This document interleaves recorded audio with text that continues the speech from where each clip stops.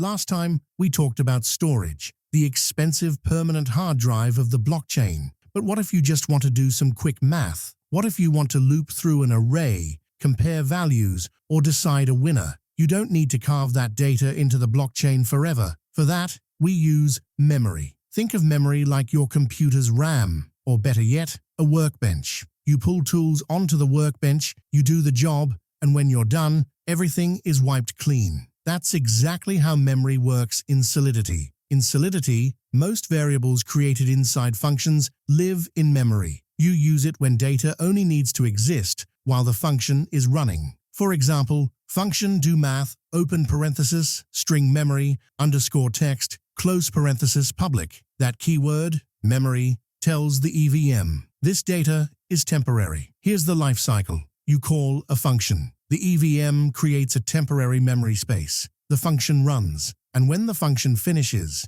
the entire memory space is deleted, gone, instantly. Because memory is temporary, it's dramatically cheaper than storage. No permanent state changes, no long-term cost. But this is where many beginners fall into a trap. If you pull data from storage into memory, you are creating a copy. You are not working on the original. Change the copy, and the storage value stays exactly the same, unless you explicitly write it back. This mistake causes bugs, failed logic, and endless confusion. Developers think they updated a value, but all they changed was a temporary copy that vanished when the function ended. So remember this: storage is permanent and expensive. Memory is temporary and cheap. Memory is perfect for calculations, loops, comparisons, and short-lived data, but it never changes blockchain state unless you tell it to. In the next video, we'll look at the final data location, call data, the cheapest,